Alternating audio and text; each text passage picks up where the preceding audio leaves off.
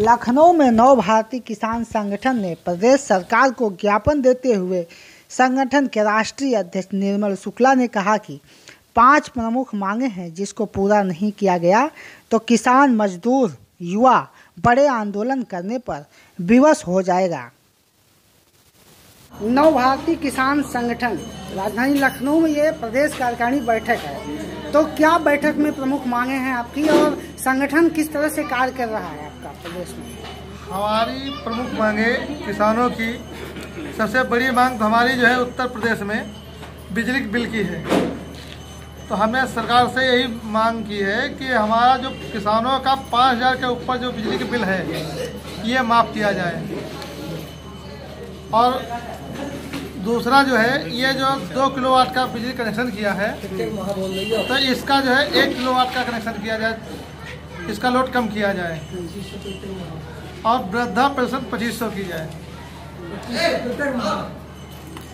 वृद्धा पेंशन 2500 प्रति माह जो है की दर से किया जाए और गन्ना का मूल्य जो पुराना भुगतान है उसको ब्याज सहित भुगतान किया जाए। संगठन द्वारा किस तरह के प्रयास से ये संभव हो सकता है, ये जो मांगे हैं सरकार तक पहुंचे?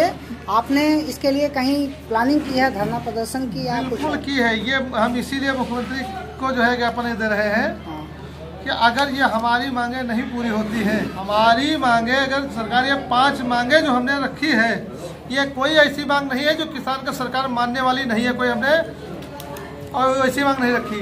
और अगर ये 5 मांगों में कोई भी मांग नहीं मानी जाएगी तो उत्तर प्रदेश में फिर लखनऊ विधानसभा घेरेंगे। हर जिले से हमारा किसान आएगा, जैसे अभी हरिद्वार से दिल्ली के लिए उमड़ा था वैसे ही किसान लखनऊ विधानसभा के लिए उमड़ेगा, हर जिले से पदयात्रा करेगा।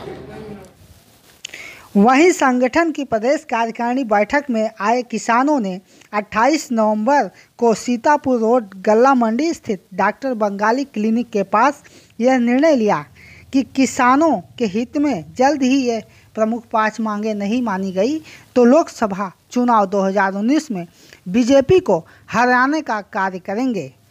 मंच से संबोधन में किसानों ने राम मंदिर वाले मुद्दे पर चुनावी हथकंडा अपनाने का आरोप भी लगाया।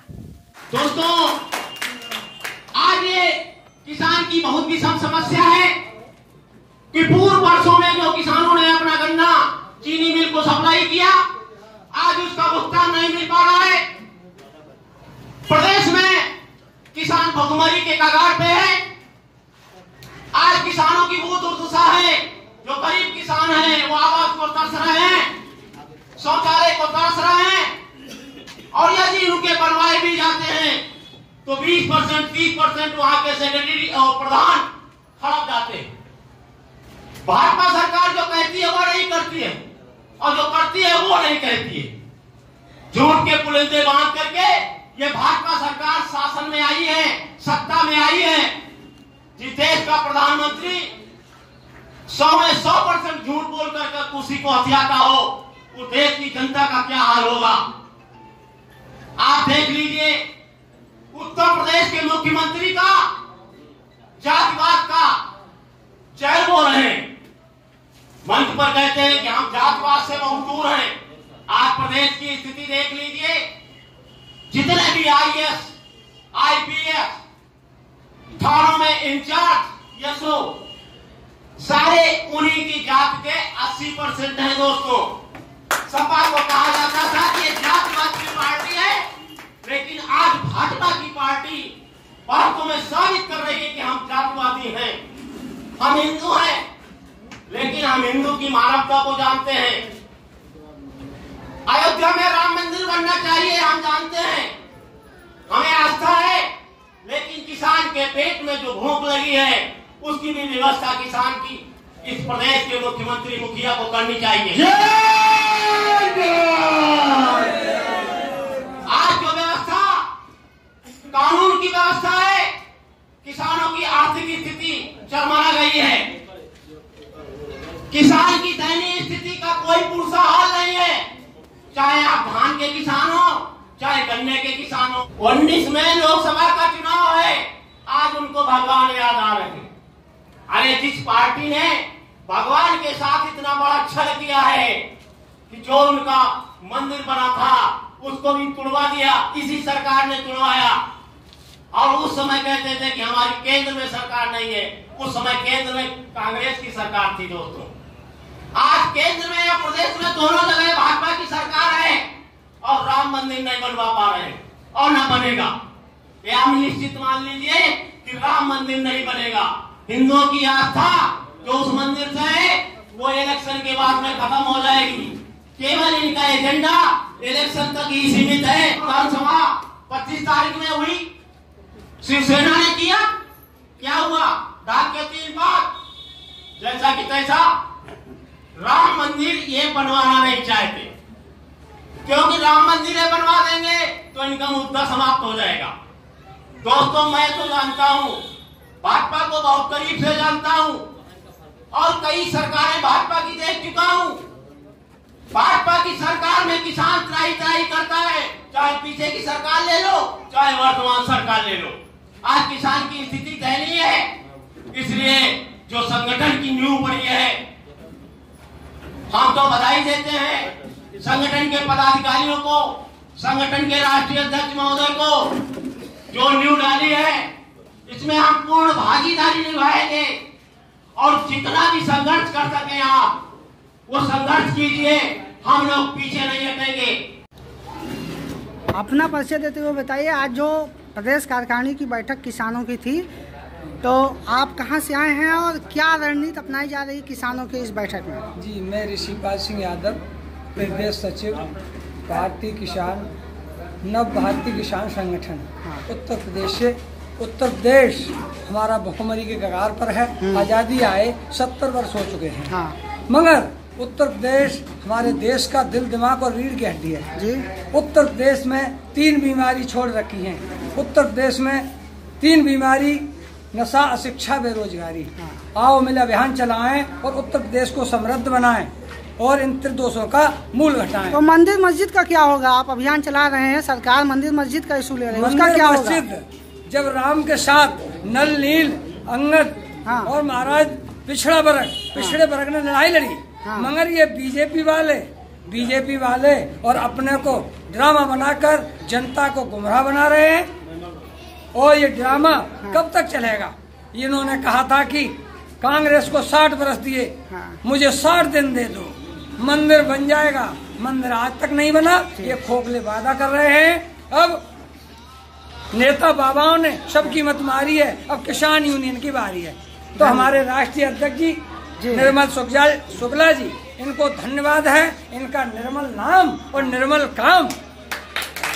तो हम ऐसी स्थिति में नव भारतीय संगठन को अमर बनाएंगे और किसान यूनियन जिंदाबाद, किसान यूनियन जिंदाबाद। जोरदार तालियां।